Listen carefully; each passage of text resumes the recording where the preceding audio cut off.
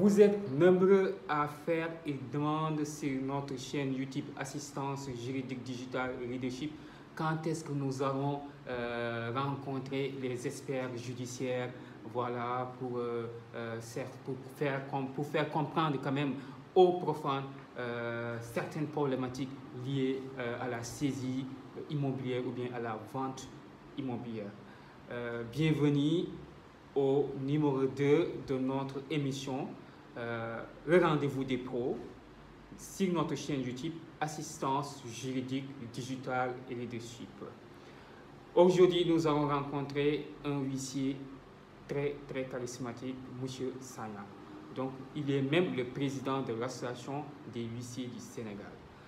Nous allons le rencontrer aujourd'hui pour parler une problématique aujourd'hui que tout le monde parle sur les fonciers, les titres fonciers, les saisies immobilières. Il y a énormément de problématiques sur les saisies immobilières. Ça fait une occasion pour vous de nous suivre sur notre chaîne YouTube. Si vous n'êtes pas abonné, abonnez-vous donc sur notre chaîne YouTube Assistance Juridique Digitale et Leadership. Mesdames et messieurs, bonjour, je suis Amadou Alikan, coach formateur en droit des entreprises, concepteur de LegalBot certifié par ERA Afrique Legal. ERA Afrique qui est un réseau juridique international spécialisé en légalité siégé à Tunis et à Paris. Je suis spécialisé en droit des affaires, surtout dans le cadre du droit des sociétés commerciales et aussi sur le fonds de commerce. J'ai le plaisir aujourd'hui de vous présenter le numéro 2 de notre émission, le rendez-vous des pros, avec un huissier charismatique, vraiment qui fait un travail extraordinaire aujourd'hui au Sénégal dans le domaine des saisies, dans le domaine voilà, de tout ce qui est en rapport aujourd'hui avec le métier de huissier. Donc, il est très important pour vous et c'est opportun pour vous de nous écouter jusqu'à la fin. À tout à l'heure. Bonjour, M. Sagna. Nous avons le plaisir aujourd'hui de vous rencontrer chez vous, dans votre bureau, en tant que huissier de justice et en tant que président de l'association de justice. Grand plaisir pour nous, donc, pour notre émission numéro 2 de rendez-vous de rencontrer un expert judiciaire comme vous. Vraiment, nous pouvons quand même passer du bon temps. Présentez-vous un peu de qui vous êtes, M. Sagna, et quel est votre parcours. Je vous remercie beaucoup. Alors, je m'appelle Maître Guillaume Sagna. Je suis huissier de justice et président de l'Ordre national des huissiers de justice du Sénégal depuis le 20 avril dernier, suite à l'élection. Donc, qui m'a porté à la tête, évidemment, de cet ordre. Alors, mes pairs m'ont fait confiance et qui m'ont confié, bien entendu, la tâche consistant à diriger aujourd'hui l'ordre des huissiers. Alors, mon parcours, c'est que je suis un huissier qui a fait d'abord l'intérieur du pays. Je suis banquier avant d'être huissier de justice. Je suis entré dans la profession d'huissier en 2004. Ma première, évidemment, charge, là où j'avais été affecté, c'était dans la région de Fatick, plus particulièrement à Gossas. Puis après, j'ai été muté dans la région de Saint-Louis, particulièrement dans le département de Dagana, où j'ai fait 11 ans. J'ai eu à assurer l'intérim de Podor, l'intérim de Matam et l'intérim de Louga. Donc, j'ai quitté la région du Nord en 2022, particulièrement au mois de septembre. Et depuis septembre 2022, je suis maintenant installé à Dakar. Merci beaucoup, Monsieur Sagna, pour cette belle présentation, mais aussi pour ce brillant parcours de huissier de justice. Et on va passer à la deuxième question, à savoir, que nous, M. Sagna, parce qu'aujourd'hui, on voit quand même de manière régulière, il y a beaucoup de contentieux en matière immobilière. Donc, les contentieux se multiplient, voilà, de manière récurrente. Et c'est une problématique. C'est une problématique sociale et c'est une problématique économique. Voilà. Et c'est dans ce cadre-là que nous aimerions savoir, vous, en tant que huissier, de nous faire comprendre quel est le rôle du huissier dans la procédure de la saisie-vente en matière immobilière. Les différentes étapes qu'un huissier doit intervenir en matière de la saisie-vente dans le domaine immobilier. L'huissier de justice est une autorité judiciaire qui intervient dans le processus de la vente immobilière, ce qu'on appelle la saisie immobilière. Il joue un rôle crucial. D'abord, il y a ce qu'on appelle l'étape du commandement valant saisie réelle. C'est un acte préalable que l'huissier, bien entendu, doit servir au débiteur. Bien entendu, la saisie immobilière porte sur une saisie d'un bien immobilier. Il faut faire la différence entre ce qu'on appelle la saisie immobilière et la saisie mobilière. La saisie immobilière porte sur tout ce qui est immeuble. Et généralement, c'est un immeuble immatriculé. Donc, autrement dit, un titre foncier. Mais le rôle de l'huissier est très important à ce niveau parce qu'il joue un rôle crucial. Je le disais tantôt. Il intervient dans la phase de ce qu'on appelle la signification du commandement pendant saisie réelle. Une fois que ce commandement est servi, il fixe un délai de 20 jours au débiteur. Si à l'expiration de 20 jours, le débiteur ne paye pas, l'huissier procède à ce qu'on appelle, il va au niveau des services des domaines pour, bien entendu, obtenir ce qu'on appelle la transcription. Il va au niveau de la conservation foncière pour procéder à la transcription. Et maintenant, cette phase de transcription, une fois que cette phase est déjà faite, l'huissier prend le dossier, il transmet encore à l'avocat pour que l'avocat prépare ce qu'on appelle le cahier de charge. Une fois que le cahier de charge est préparé par l'avocat, ça c'est une étape importante parce qu'il n'y a que l'avocat pour préparer le cahier de charge. L'huissier également peut intervenir en deuxième phase, en deuxième position pour ce qu'on appelle signifier au débiteur la sommation de prendre communication du cahier de charge. Et au niveau de cette étape, il est fixé ce qu'on appelle deux audiences. L'audience éventuelle et l'audience d'adjudication. Autrement dit, c'est pour permettre au débiteur de connaître des dates d'audience au cours desquelles, évidemment, cette affaire sera tranchée devant la juridiction, compétente, bien entendu, pour procéder à la vente du dit immeuble. Donc, c'est principalement ça. Pour le moment, maintenant, au moment de la vente, jour même de la vente, ce qu'on appelle l'audience d'adjudication. Il faut nécessairement la présence du huissier de justice, tenir ce qu'on appelle les bougies, parce qu'il joue un rôle déterminant. Il est là pour la tenue des bougies. Donc, et chaque fois que on procédera aux enchères, donc il va allumer la bougie. Donc, son rôle également est déterminant dans la phase de l'adjudication, particulièrement pour la tenue des bougies. Donc, sa non-présence entraîne, bien entendu, le renvoi de l'audience. Il faut nécessairement qu'il soit présent. Voilà, donc, le rôle de l'huissier, il intervient aussi bien dans la phase de la signification du commandement, dans la phase de la signification également d'avoir à prendre connaissance du cahier de charge. Il intervient également le jour de l'adjudication pour, évidemment, la tenue des bougies.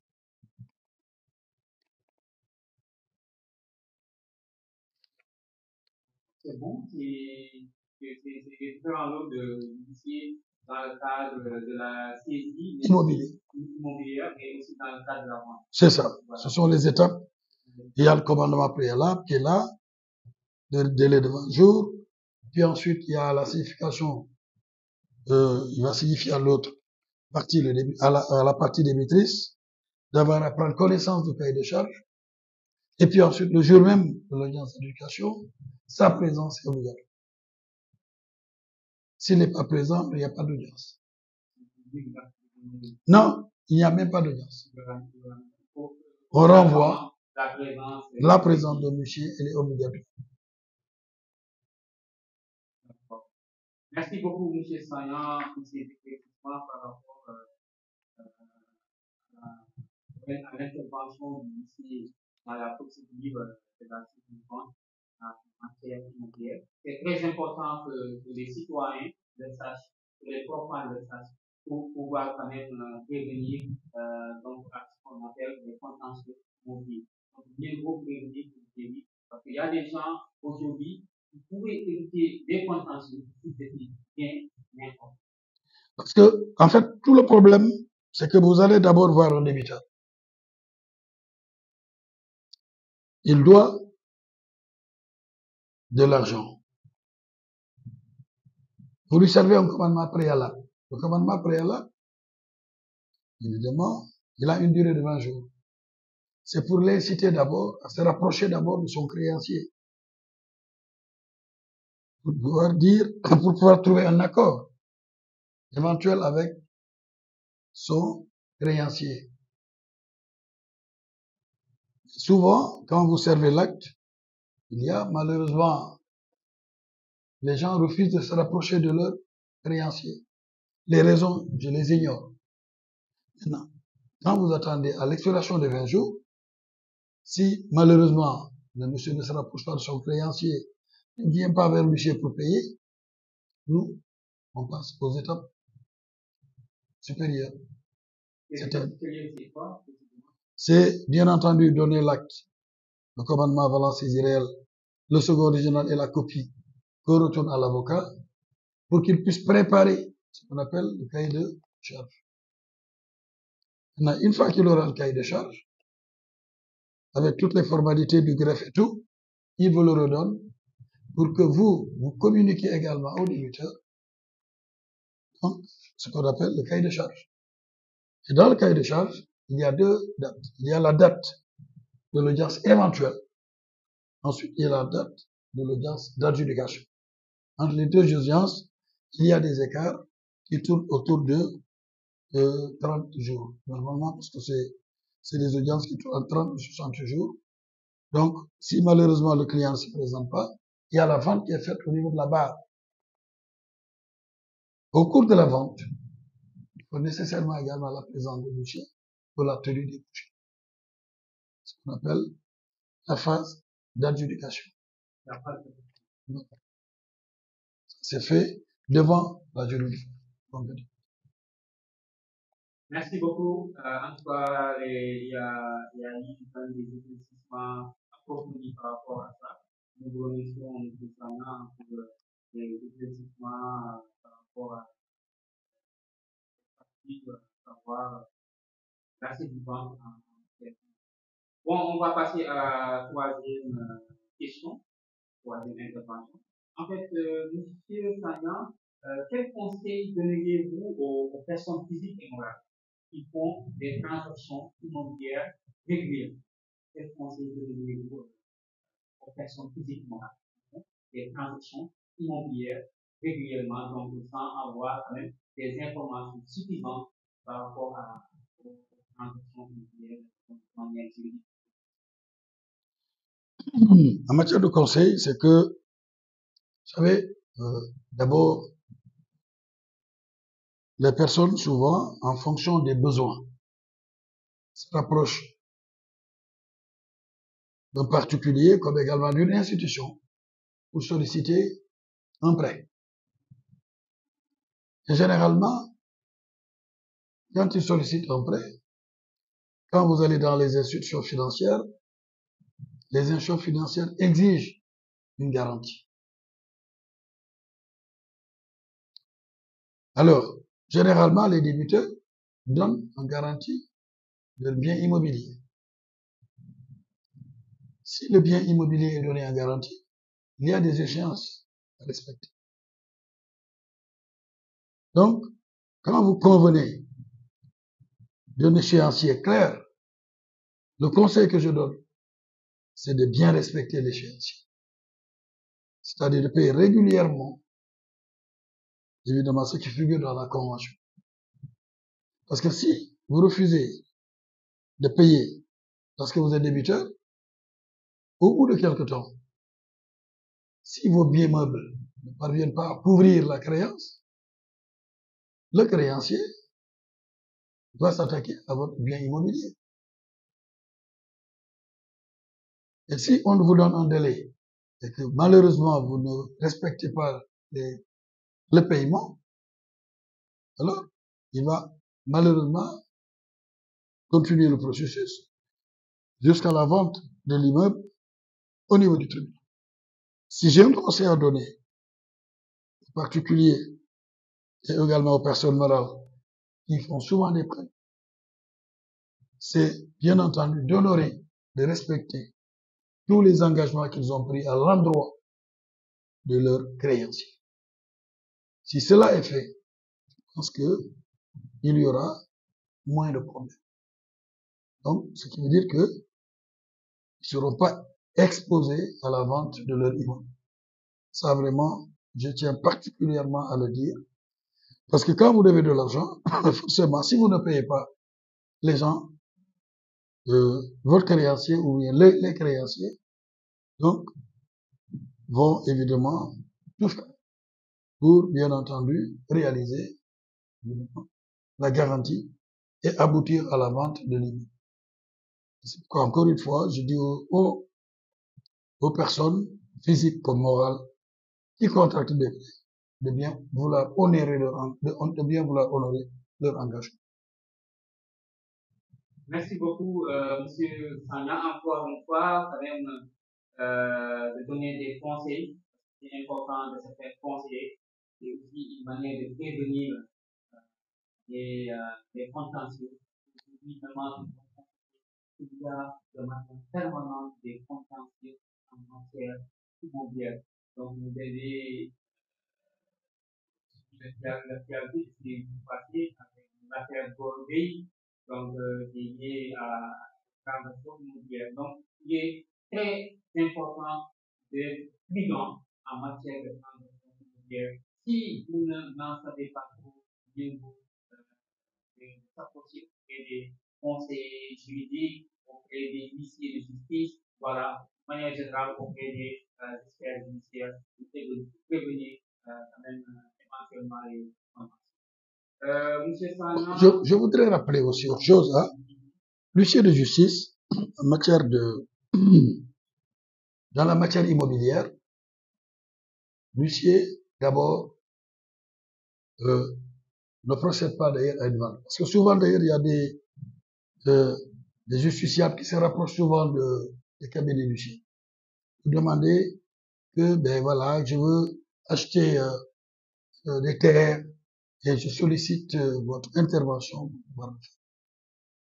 L'huissier, tout ce qui concerne le titre foncier, le bail, l'huissier n'intervient. Tout au plus, il peut intervenir évidemment, au niveau des terres non immatriculées, ce qu'on appelle des peines et soins. On peut vous faire un protocole d'accord pour, évidemment, indiquer qu'il y a une cession entre X et Y.